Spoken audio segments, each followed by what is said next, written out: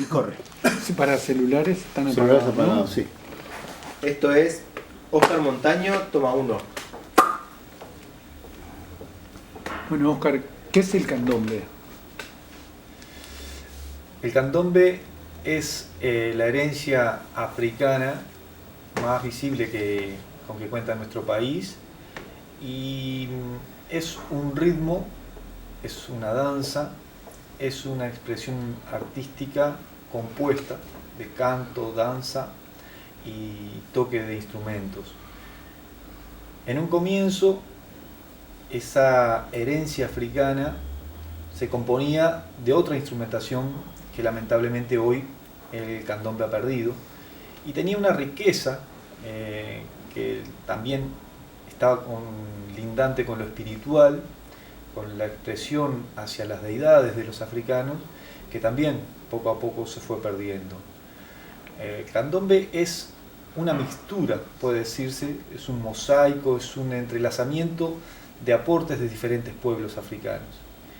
Si buscáramos específicamente de qué pueblo es originario el candombe, se nos haría bastante difícil corroborarlo. Hay emparentamientos en África, pero no podemos definir que sea de un pueblo específico.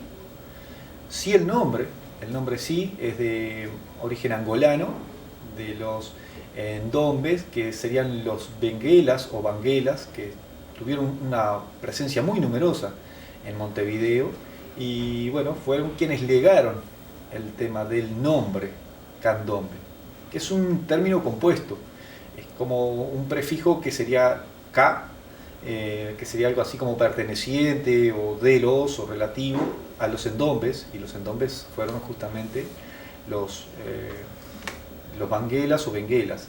Eso también lo hemos corroborado con estudiosos angoleños que nos han confirmado la existencia de ese término aún hoy en Angola, y que bueno, que es común, una palabra, un término muy común. Pero también tiene la cuestión del entramado de los tambores, de los instrumentos de diferente origen, como tenía la marimba, que también la marimba, podemos encontrar marimbas hoy en África, prácticamente en toda África, y de diferentes tamaños. Hay muy pequeñas, pero hay hasta de 7 metros, tocadas por un solo percusionista, tocada por 7 percusionistas, es decir, y aquí también existió, pero no las marimbas enormes, sino marimbas más bien simples, sencillas, de la manera que podían construir en aquel tiempo aún de esclavitud a aquellos africanos. Y ese entrelazamiento del que hablaba tiene que ver con los angolas, varios pueblos, con los mozambiques, con los congos, que fueron muy numerosos en Montevideo, y también con la gente que vivía en el Golfo de Guinea, con los majifón, con los ewe y con los nagoyo-yorubá principalmente, que también tuvieron su importancia, quizás no tan numerosa, pero sí su aporte a lo que fue ese que podríamos llamar primer candombe o primigenio candombe, que salió desde las salas de Nación, que fue ganando las calles. Pero esto no es un proceso que fue de un día para otro, sino que fue un periodo de 30 años por lo menos, desde las salas de Nación a ganar las calles, a salir a las calles y a hacer un toque que fuera casi unificado. Y ahí fue que varios de los instrumentos que eran tan importantes dentro del espacio cerrado, dentro de la sala de Nación, fueron desapareciendo, y quedaron los tambores como el exponente más contundente, diríamos, de ritmo.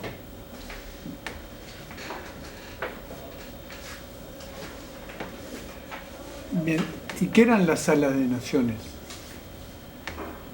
Las salas de naciones eran esos lugares que cada pueblo de los africanos, hemos logrado localizar 12 pueblos organizados en las primeras décadas del siglo XIX, esto es desde el 1800 al 1830, al 1840, más de 12 lugares de reunión a los cuales ellos les llamaban salas.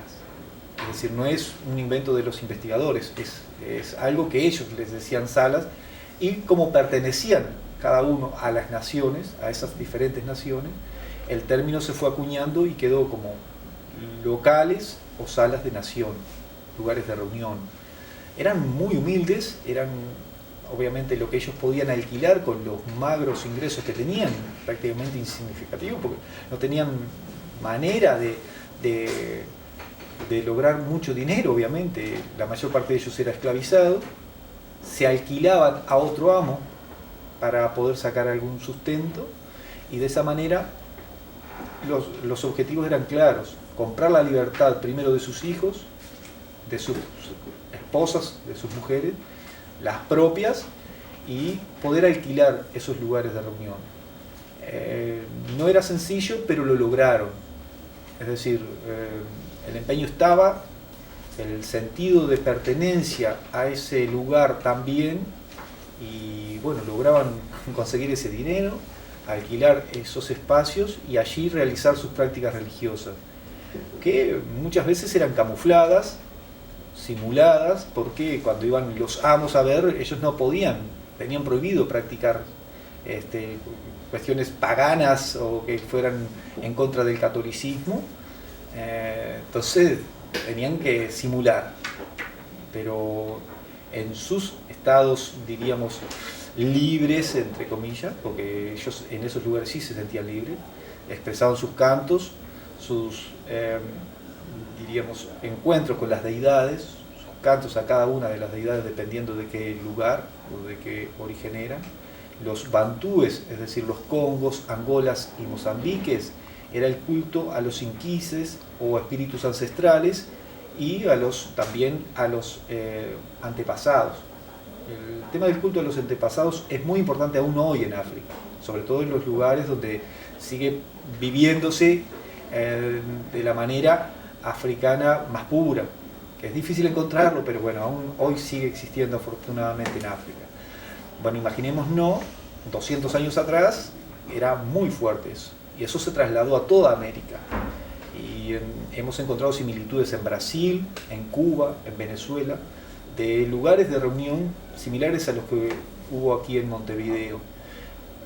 Fue la manera que ellos encontraron también de que sus herencias, de lo que podemos hoy llamar herencias, se sobrevivieran. El tema del idioma era importantísimo, comunicarse entre ellos después de lo que era una semana de esclavitud, reunirse, poder cantar, poder estar juntos, era importantísimo. El tema de la sala de nación fue clave en la sobrevivencia y en el no volverse locos, de no enloquecer tan rápidamente como eso les permitió estar cuerdos y estar en comunicación con sus tierras a través de sus deidades, de sus creencias.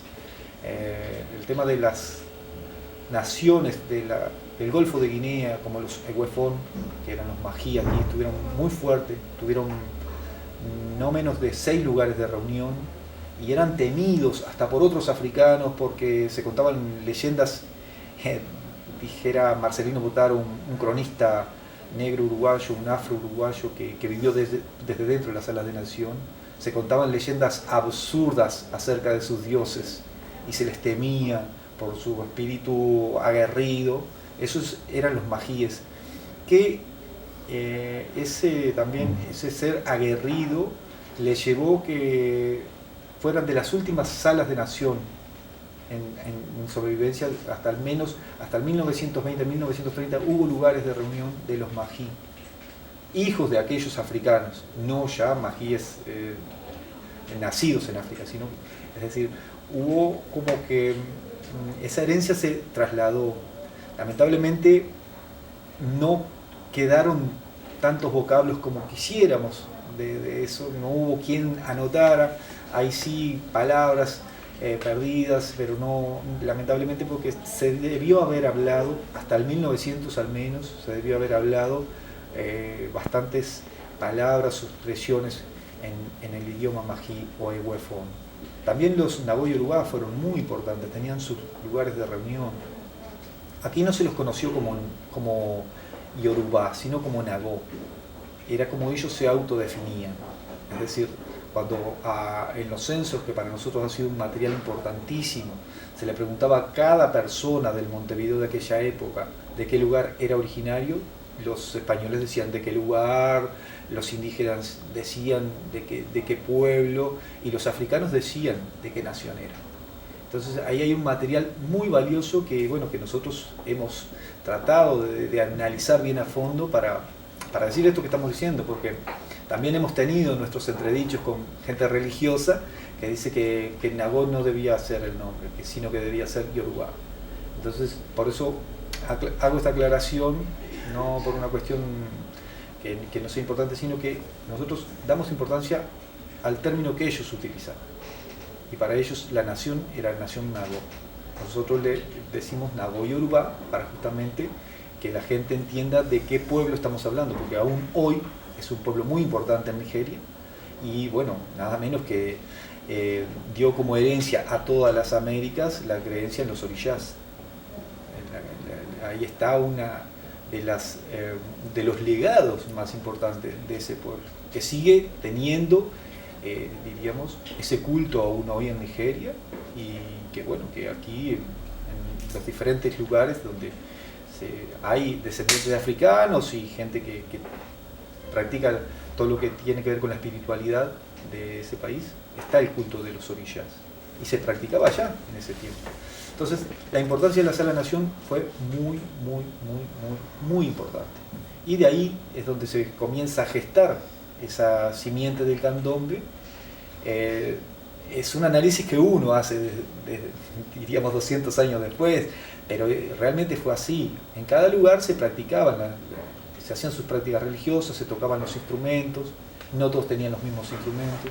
Entonces después, en ese periodo de 20, 30, 40 años, comienza a hacerse pública, ya no en la Sala de Nación, y sobre todo en Carnaval hay crónicas de 1832 en diferentes diarios de Montevideo, donde justamente se comenta acerca de cómo era la participación de los africanos. Y no se habla de un pueblo en particular, sino se dice de los negros con su candombe o los negros con su tango, porque también se le llamó indistintamente de las dos maneras, ¿no?, en determinados periodos históricos.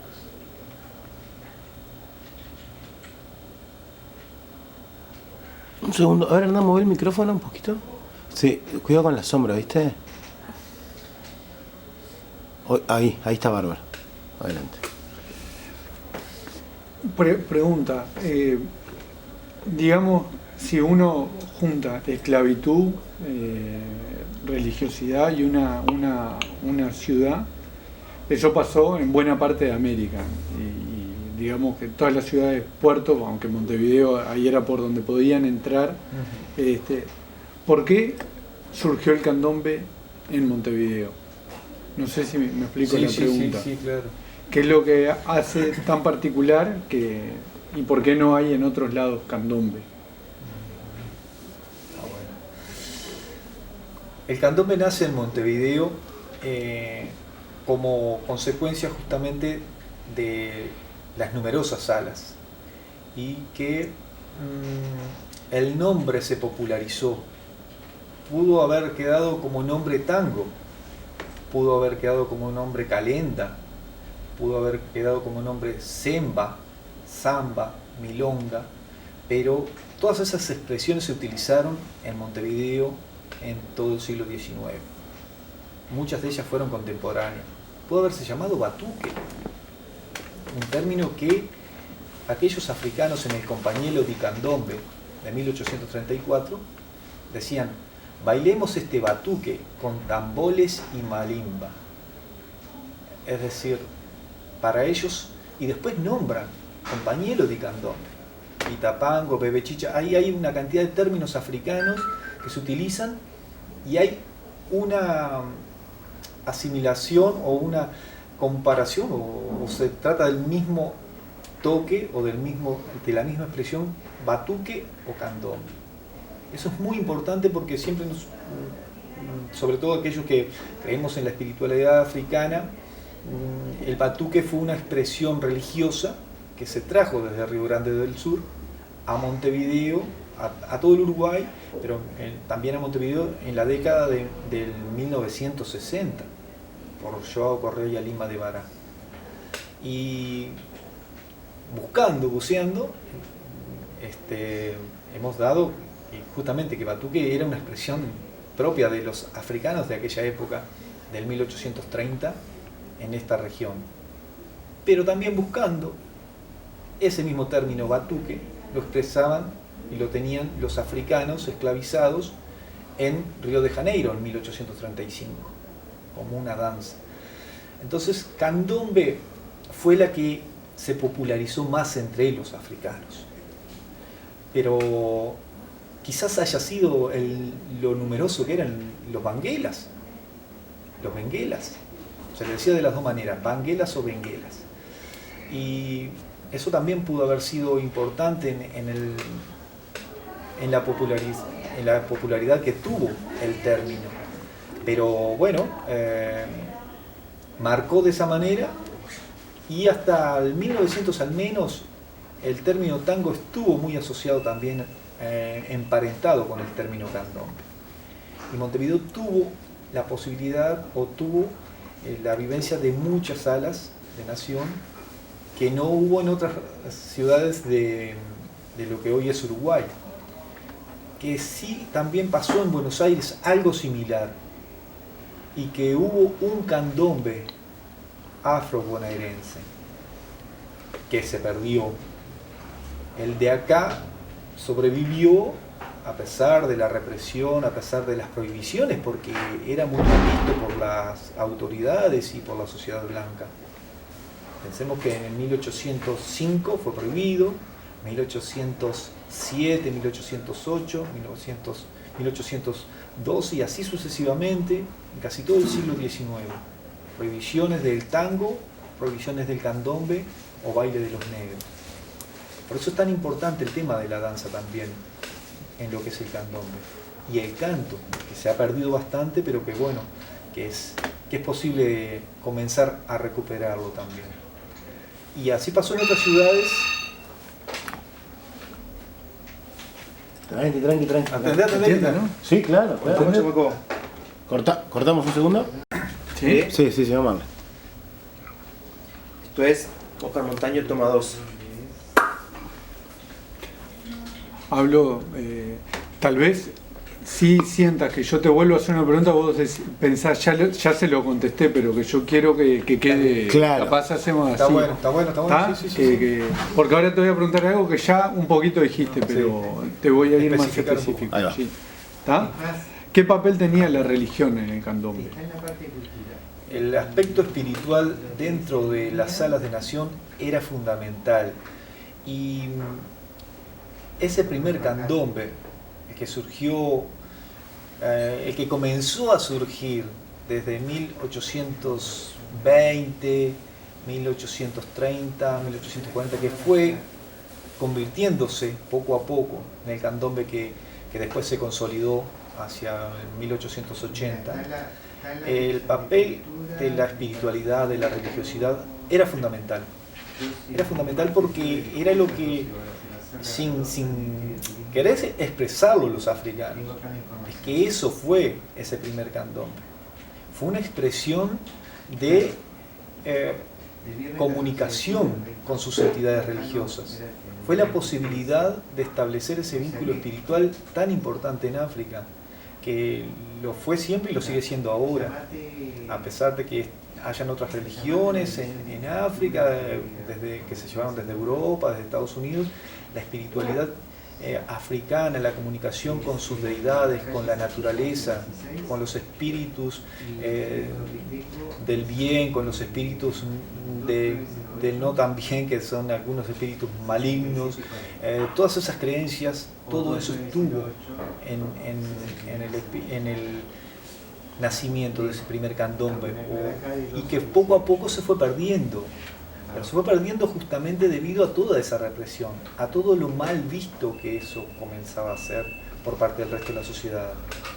Entonces hubo instrumentos que acompañaban determinados cantos, determinados rezos, determinadas musicalidades, y que otros fueron prevaleciendo. Por lo que hemos podido investigar, y que afortunadamente hubo memoriosos africanos y otros afro-uruguayos que escribieron, el papel jugado por la espiritualidad y la religiosidad dentro de ese primer candombe fue muy, muy importante. Viste que yo te pregunté en pasado, y ahora, ¿qué papel tiene la religión hoy en día en el candombe? Hoy en día el candombe ha perdido en la mayor parte de lo que es su expresión. Perdón. ¿Sí? Es el tubo, ya sé qué es. Desconectado. No, pues está bárbaro. ¿Sabes qué vamos a hacer? No. Desenchufado. Le voy a sacar un perdón, disculpa. No. ¿Cortaste, chamaco? Sí, no sé si corté para. Listo, perdón, permiso. Ahí va. Así no suena. Ahí va. Muchas gracias. Muchas gracias por descolgar. La verdad, gracias. Disculpen la joda. No corté, no. Yo corté. Bueno, cortamos. ¿Te Corre. acordás la Perdón, pregunta? Oscar. Disculpa. Entonces, Oscar Montaño toma 3. Ahí va. Lo que tiene que ver con la espiritualidad o religiosidad dentro del candombe hoy en día es muy, diríamos, poco expresada. No quiere decir que no haya religiosidad dentro del candombe. Yo creo que sí la hay. Pero la mayor parte de la gente que participa en el candombe, que canta o que baila o que toca el tambor, lo desconoce. Desconoce que en realidad están haciendo que viva una expresión que tiene 200 años